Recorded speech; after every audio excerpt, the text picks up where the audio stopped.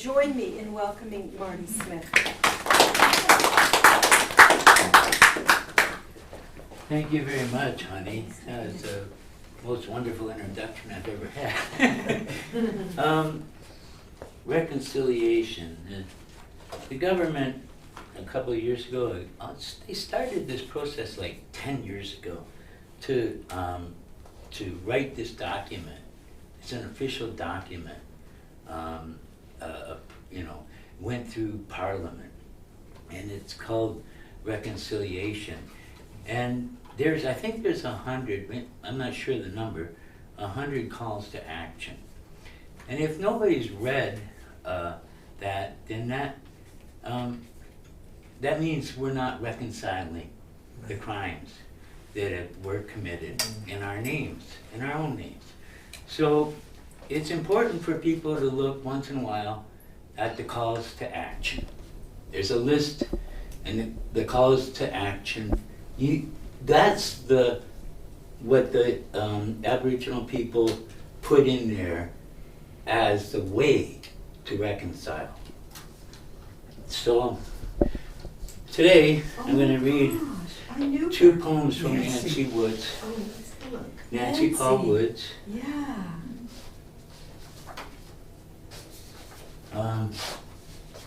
Nancy Paul Woods was a teacher, social justice activist, and a Rochdale original. Oh my goodness. She was the founding editor of Sweetgrass Magazine and Nookimis to my children. These are two poems that were published in Paws, Charasee Press, 1991.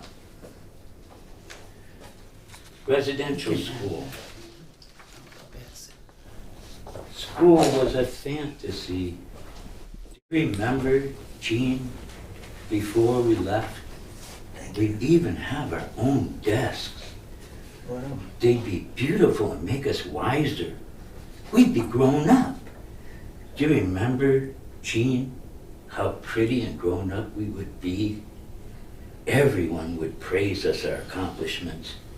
Do you remember, Jean? We both knew we knew nothing. Nobody had to tell us that. We were more than willing to learn. We'd make Grandma so proud of us, she'd hold a feast in our honor. Do you remember, my little sister? Once we arrived, do you remember the misery, the total uncertainty, the absolute end of our hope? How stupid the teachers made us feel, prompting at every turn in the road, making us hate our language, hate that language, them, that school. When we returned, we weren't Grandma's little girls anymore. We were strangers. The pain of separation, suffering, of being totally alone, all by ourselves, with only each other. Do you remember, Jean? Did I say that is, the title of that was Residential School. I don't know if I even said the title. It was clear. Yes. And the second one is nookimis. Is what? Nookimis. Oh. Nookimis is a Ojibwe word for grandmother, Oh, okay. grandma. And this is about her grandma. She's writing about her grandma. If knowledge is pain, wisdom is torture. The broken bones glow like hot embers and burn the tendons of my wrists. I have to pay for protecting the people that hate me. Their arrogance and conceit is so difficult to predict, like the light playing off a crystal. I am making a quilt of the world. The fibers of good and evil are woven together so smoothly that there is no seam. Somehow it has to be stitched so that I find a path through the loose ends of broken lives and smashed wine bottles. A trail goes north, through the bush. At first, maple, then birch, on and on. Then the rock that supports the land breaks through. escarpments of solid granite. The so-called Laurentian shield protects the land. The threads have turned to lakes and rivers, and water spills through my fingers. Gone. Grandma! What? I must have been sleeping. But your eyes were open. Where's my quilt? There's no quilt. You promised you would take me fishing. My grandson John stood there with the fish net. His eyes were a strange mix of green and brown, like a frog. He asked, "What's a behemoth?" I answered him, "Some sort of enormous creature in the Bible. Book of Job, I think. Why do you ask?" "I think they were making fun of you." "Good. I'll be the behemoth, then you can be John the Baptist. I just want to go fishing." "Okay, help me up." He wrapped his two small hands around my wrist and pulled his grandma up off the chair and out the door. The last few threads of the vision appeared again. Rock outcrops, wild landscapes, and the lake clean as antiseptic. The canoe is at the shoreline, just touching the water, ready to go. But John asks, "Can I get the .22? We don't need a rifle to go fishing. But if that's what you want, wrap it in a blanket and remember where you put it." We are on our way. The lake is completely calm except for the wake of the canoe. Those small ripples make their way to the edge and patter gently against a massive granite facing. John is behind me, 11 years old, much younger than the billion-year-old Laurentian shield. Both are mine. The lake empties into shallow rapids, and here we let out the net. Water bubbles over the smooth pebbles and into the next lake. Fish remain behind, which we pull in. The net goes out again for more as we clean the first batch.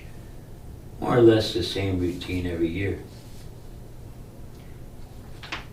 There is an animal prowling around, attracted by the smell of fish. More will come for heads and guts. We work hard and get hungry. John sets up a fire to cook some fish steaks. Smoke hangs under the forest canopy downstream. This generally spooks the animals, but that creature is still around. Actually, it began in my dreams, perhaps a month ago. I can't wait. Dinner is ready. We eat with our fingers. A creature growls. John looks at me, but I continue to eat. He asks, "What's that?" "I don't know. Something howling. Let's load up the boat." The fire's out, all set to leave, but there are some tracks. A large dog? No. A silver wolf? Does not make sense. It stares at me silently, but I understand. Whore of Babylon. The silver wolf transforms into a man who inquires, "Could you sign something for me? There's a few legal glitches with this document. You see that it is dated 1847. I answer this bizarre apparition. My signature has no authority now, let alone before I was born. Read the name at the bottom. The yellow parchment has my family name, Lone Tree, printed under the signature. I tell him, "I want nothing to do with this. Go away." "I won't go away. It has taken me a long time to find you. Egypt was destroyed, then Greece, Rome, but not Europe.